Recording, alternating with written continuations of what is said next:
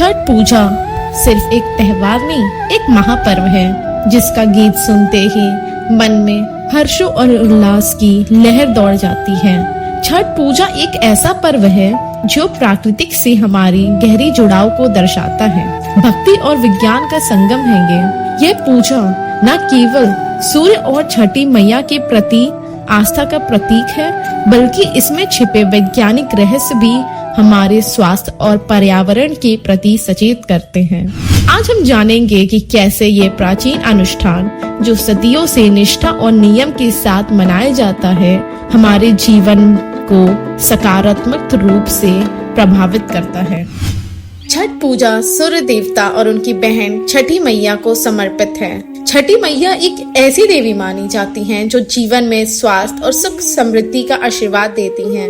ये पर्व विशेषकर बिहार, झारखंड, उत्तर प्रदेश, नेपाल और अब तो दुनिया के हर एक कोने में भी मनाया जाता है, जहां परिवार एक साथ मिलकर सूर्य देव को उनके दिए गए प्रकाश, गर्मी और ऊर्जा के लिए धन्यवाद देते हैं।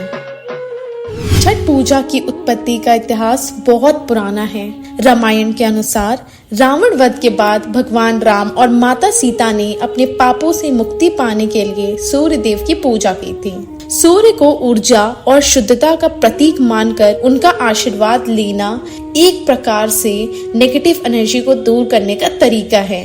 ये पूजा जीवन में पॉजिटिव एनर्जी का संचारण करती है।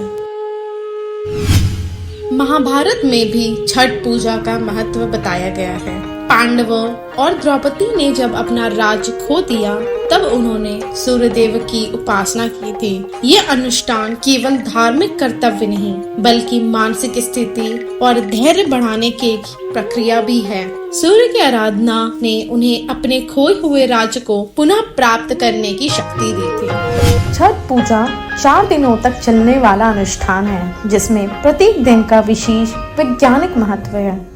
छठ पूजा का पहला दिन होता है नहाए खाए। इस दिन व्रती शुद्ध और सात्विक भोजन करते हैं, जिसमें कद्दू, चावल और दाल का सेवन प्रमुख होता है। ये सभी तत्व हाई फाइबर और पोषक तत्व से भरपूर हैं, जो शरीर को डिटॉक्स करते हैं। ये शरीर के पाचन तंत्र को भी सुधारते हैं और साथ ही व्रत की शुरुआत के लिए शरीर को तैयार करता है। छठ पूजा का दूसरा दिन होता है खरना पूजा। इस दिन उपवास के बाद शाम को व्रती गुड़, चावल और दूध से बनी खीर का सेवन करते हैं। वैज्ञानिक दृष्टि से देखा जाए तो ये प्रक्रिया शरीर में ग्लूकोज के स्तर को बनाए रखने में मदद करती है। दूध में प्रोटीन और गुड़ में आयरन होता है, जिसके कारण शरीर को ऊर्जा मिलती है और पाचन तंत्र भी मजबूत करती है।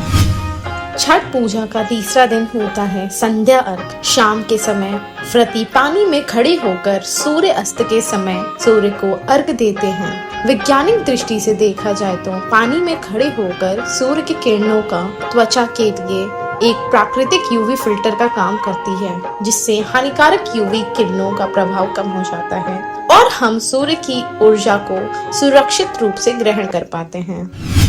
छठ पूजा का चौथा और आखिरी दिन होता है उषा अर्घ। उगते सूर्य को अर्घ देने का यह अद्भुत अनुष्ठान न केवल धार्मिक मान्यता से जुड़ा है, बल्कि वैज्ञानिक रूप से भी इसे बहुत महत्वपूर्ण माना गया है। उगते सूर्य की किरणों में नीली और बैंगनी किरणें होती हैं, जो एक प्रकार का हेल्थ बूस्टर भी होता है। छठ पूजा हमें प्राकृतिक का सम्मान और संरक्षण करने का भी संदेश देती है, जैसे कि भक्त नदी किनारे एकत्रित होते हैं और तटों की सफाई करते हैं और अपने वातावरण को शुद्ध रखते हैं। यह पर्व हमारे पर्यावरण को सुरक्षित रखने और प्राकृतिक के साथ सामंजस्य में जीने का संदेश देता है।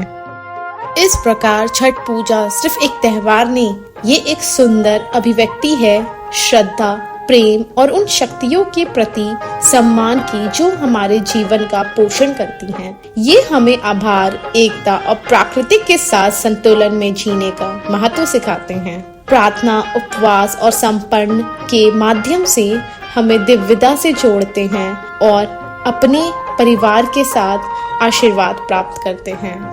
इसी के साथ छठी मैया और सूर्य देवता आप सभी को स्वास्थ्य, खुशी और समृद्धि का आशीर्वाद दें। सभी को छठ पूजा की ढेर सारी शुभकामनाएं। अगर आपको हमारा वीडियो अच्छा लगा हो तो वीडियो को लाइक करें, चैनल को सब्सक्राइब करें और कमेंट में बताएं। धन्यवाद। जोड़े जोड़े